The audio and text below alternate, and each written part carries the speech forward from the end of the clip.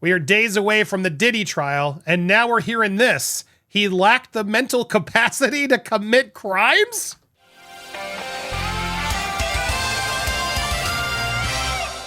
Welcome to Popcorn Planet. I am Andy Signore, and yes, the Diddy trial is starting this week. It's happening on May 5th with jury selection as the mogul prepares to face charges that could leave him in prison for the rest of his life if convicted.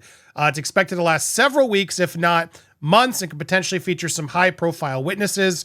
He's indicted on charges of traffic,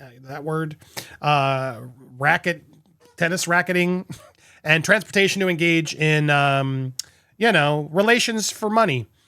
The most serious charge Combs faces is the tennis racket, which carries a potential life sentence. To land a conviction, prosecutors need to prove he ran a criminal enterprises. So how are they handling all that? What are they going to do to try to justify getting him off with all this? Well, they're now saying, we got a lot of stuff I'm going to be sharing with you that are it's kind of shocking, but this was the biggest.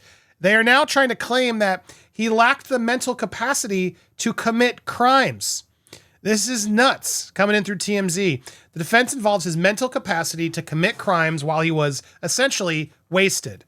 He even has a doctor lined up to testify, but the feds think it's totally irrelevant. Prosecutors filed their opposition to this line of testimony, and the docs, they say, Diddy wants to have a doctor who's a Columbia professor testify that he had a mental condition bearing on the issue of guilt. Huh? There's always an expert in these trials. That you can pay anybody to be an expert on anything in order to win these cases, it seems. Well, the detail of his alleged condition is redacted throughout the documents, but there are some clues about his alleged, glug and dropping things in the drinks. According to the docs obtained by TMZ, prosecutors say the legal precedent requires the defense to give proper notice before offering any evidence of the effect of substances on a defendant's memory or cognitive function. One other clue is prosecutors describing the doctor's potential testimony as evidence of the defendant's inability to control his behavior. Ooh, this is ballsy. What's interesting is the federal indictment accuses Diddy of substancing his victims into compliance during the freak-offs, but now it's a question of whether Diddy himself was in a haze during the alleged crime. So basically, oh, sorry, I drank too much. Oh, I had too many substances. I don't know what I'm doing. Did I commit a crime? Oh, well, did I do that? It's very Steve Urkel. Even if he was, prosecutors say the doctor's opinion on whether Diddy was lucid is irrelevant. In the docs, they point out the doctors never personally examined Diddy, and his testimony would be based on his experience with other people. It's kind of like, that guy. Do you guys all remember, Spiegel? There he is. I saw Johnny Depp in a movie, so... Do I have to answer that question, Your Honor? You have to answer questions. Yeah, you have to answer questions. That guy's my favorite. Literally diagnosed Johnny Depp from watching his films is how he diagnosed. So Diddy's attempting to do sort of one of those getting an expert to come in here and say, well, he wasn't fully aware of what he was doing because he was on substances. So therefore, whatever he did while on the substances, not his fault. Imagine he gets away with this. Prosecutors also want to block testimony of a forensic video expert regarding the Cassie video, which the judge ruled would be admitted as an evidence. It will be admitted. The judge has not yet ruled on either matter, but the trial is just a week away. So yeah, there's a lot of stuff going on, witnesses, etc. And now there's another accusation coming in as we go through these updates. As I told you, there have been other reports of explosive details, such as prosecutors alleging he may have forced alleged victims to undergo medical procedures. Federal prosecutor told the judge these alleged procedures go directly to the degree of control that Diddy had over her, consent to specific adult acts. It's relevant to these questions of coercion. At the same hearing, it was revealed that the person who filmed Cassie on an iPhone will testify, which is pretty damning. Prosecutors also say the defendants have argued about audio from a 911 call related to how Diddy allegedly broke into one of the victims' homes in Los Angeles back in 2001. Wild stuff. But this is the big argument. He's basically trying to say, I was on substances, Your Honor, and I'm just a swinger. I like multiple partners. It's all consensual. Sue me. None of that's a crime. That's what he's going to be alleging in this trial. It's going to be a lot of revealing, well, who cares if I did these freak-offs. Everyone who came wanted to be there. They were doing their own substances. They were doing it. They were willing participants. He's rejecting a plea deal federal prosecutors have offered him, and his lawyers have shown their hand as to the main crux of their defense, claiming he's simply a swinger and not a criminal. The rap mogul was in Manhattan courthouse Friday morning when a hearing that touched on a series of topics Rolling Stone reported on, revealed that they did offer Diddy a deal, and he flat out turned it down. No further details of the deal have been made public, but it's a long believed that Diddy was offered one, and now we know the rumors are true. Diddy's team argued that he may have lived a swinger lifestyle, but he's never done anything inappropriate or criminal.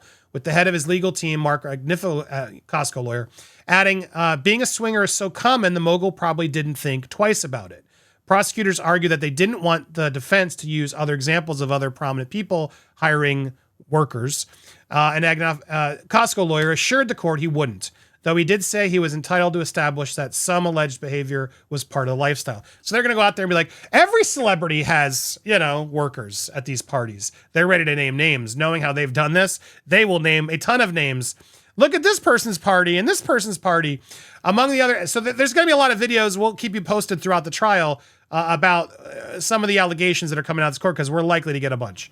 Among the other things discussed during the hearing, prosecutors claim Diddy may have made one of the alleged victims get a medical procedure, as we just discussed.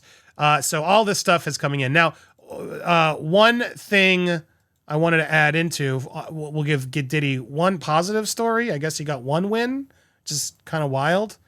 He'll be able to wear nice clothes going into court.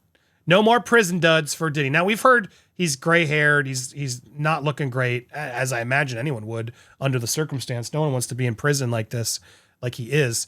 But apparently now he is going to be able to look good in court. He gets to spruce up his look for the trial. The judge signed off on letting him go in with business casual into the court instead of his jail jumpsuits, which is honestly, it's his right, and it's a good way. You don't want to look at the guy every day in a criminal outfit knowing he's a criminal when he's not actually been charged with any crimes yet. According to the new legal docs obtained by TMZ, Diddy just got signed order over the judge, allowing him to receive non-prison clothing. So he'll be wearing that in the trial in the room. I wonder if we'll get even a photo. Been waiting just for a single photo of him. Diddy's got permission to have up to 5 button-down shirts, 5 pairs of pants, 5 sweaters, 5 socks, 2 pairs of shoes without laces to wear to court. So he'll be figuring out which to wear, what to get. Diddy's made a few appearances in court, but he's always been wearing jail duds. Bad Boy founder was a fashionable guy, as we know. Is Sean John? Will he be wearing Sean John? Will he be wearing stuff that he'll be trying to sell after the fact? We shall see. But what I want to know from you guys is, how much do you actually want us to cover this case? Did you watch this video? Are people still interested in this case? I am. We're going to give you updates, but we had a whole plan to be there every day. But it's proving to be extremely difficult to actually get in the court, which is wild.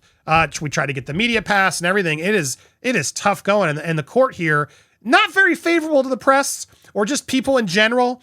They seem to be pretty busy, but still, we have a right to be there. We are attempting to see if we can go out there. If you're someone who knows how to get in these courts or have press access, phone us up, man. I would love to get a person who has actual access and experience going to this court in New York. So if you do and you're invested, ring us up. Maybe we can help work together and get you in there and cover some travel expenses, etc. Let us know. Reach out. And you, the audience member, how much do you want us to cover this case? Just the main highlights, daily recaps. I'm curious what you guys think and how well this video does. We'll be live later today. We still have our live. We got some updates there, so don't miss it. Hit that subscribe, hit the bell for all alerts, smash the like and leave a comment. Also, we're in New York this weekend. It's going to rain, but we were trying to do Times Square Sunday, but stay tuned. Hit us up on the socials if you're going to be in town and want to try to say hi, get a selfie. We'll be there. And if you're an entertainment expert or Justin and Blake person and you're in New York and you want to try to get an interview with us, we are doing interviews this weekend with the crew and others, trying to build out our slots. We have a lot of open slots, and I want to fit in more if I can. We have good ones justifying the trip, but we're in New York very rarely. So hit us up if you got any suggestions. Influencers, TikTokers, entertainment journalists, anybody who you think would be worthy of being in our doc and knows something about this case or these people.